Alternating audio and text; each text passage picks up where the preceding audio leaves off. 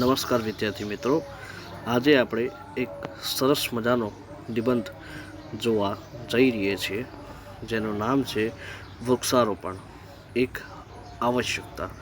તો વૃક્ષ વિદ્યાર્થી મિત્રો આપણા જીવનની અંદર એ બહુ મહત્ત્વનું કામ કરતું હોય છે કે એની અંદરથી આપણે ઘણી બધી ઔષધિઓ મેળવી શકીએ છીએ. વૃક્ષની અંદરથી આપણે ઔષધિઓ તેમજ તેનું લાકડું પણ આપણા માટે ઉપયોગી હોય છે.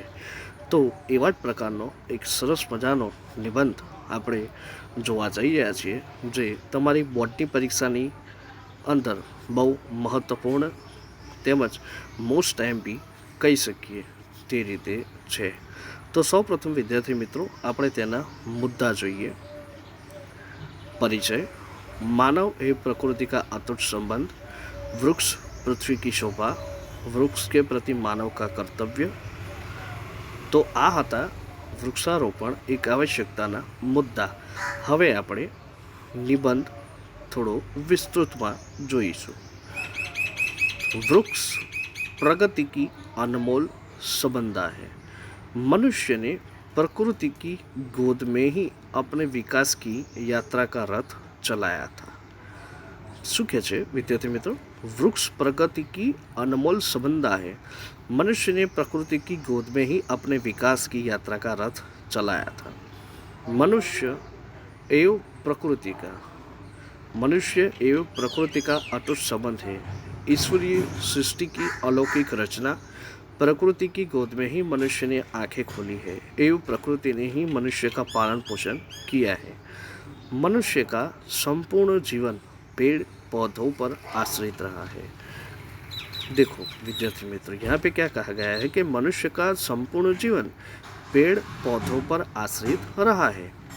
वृक्षों की लकड़ी विभिन्न रूपों में मनुष्य के काम आती है. वृक्षों से हमें फल, फूल, जड़ी बूटियाँ, औषधियाँ आदि प्राप्त होते हैं. शुद्ध वायु एवं तपती दोपहर में छाया वृक्षों से ही प्राप्त होती है.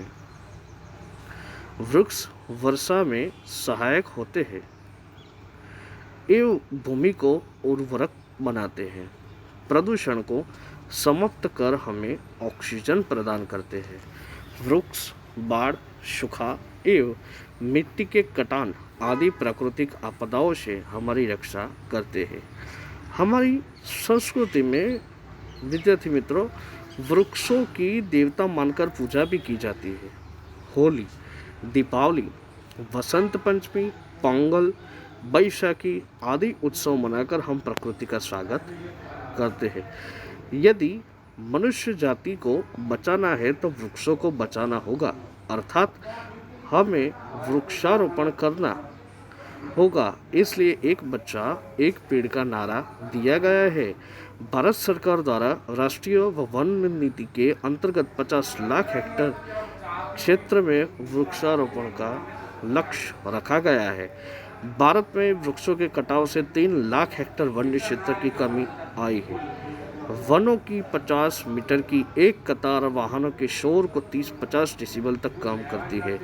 इसी तरह चौड़ी पत्ती वाले पेड़ वातावरण में उड़ रही धूल को रोकते एवं वायु को शुद्ध करते हैं. किसानों द्वारा बोई गई फसलों के साथ क्रमबद्ध तरीके से उसी भूमि पर वृक्षों को लगाना कृषि वानिकी का रूप है. इसका उद्देश्य पशुओं के लिए तथा हरा चारा खाना बनाने के लिए ईंधन उपलब्ध कराना है. वन विहीन क्षेत्र को ढकने के लिए घने और तेजी से बढ़ने वाले वृक्षों का चुनाव करना चाहिए. वृक्षों के अतिरिक्त झाड़ियों वाले पौधों एवं घास को लगाना चाहिए जिससे भूख संरक्षण रुके. हरे चारे वाले वृक्षों एवं पौधों को लगाना चाहिए. विद्यार्थी मित्रों, यहाँ पे अब हम उपसंहार देखेंगे. तेजी से बढ़ती जनसंख्या एवं तेजी से बढ़ती औद्योगिक इकाइयाँ, मशीनीकरण एवं शहरीकरण के कारण वनों का जो तीव्र गति से ह्रास हुआ है उससे समस्त विश्व चिंतित है. वृक्षारोपण का उद्देश्य केवल वृक्षों को लगाना ही नहीं वरन वृक्षारोपण करने के बाद उनकी उचित देखभाल भी आवश्यक है. निजी क्षेत्र में स्वयं सही युवकों का संगठन बनाकर वृक्षारोपण का कार्य करना चाहिए. तो विद्यार्थी मित्रों, ये था आपका निबंध वृक्षारोपण एवं आवश्यकता। ये वृक्षारोपण हमारे जीवन के अंदर बहुत ही महत्वपूर्ण एवं आवश्यक है। हमें उसे लगाना ही चाहिए।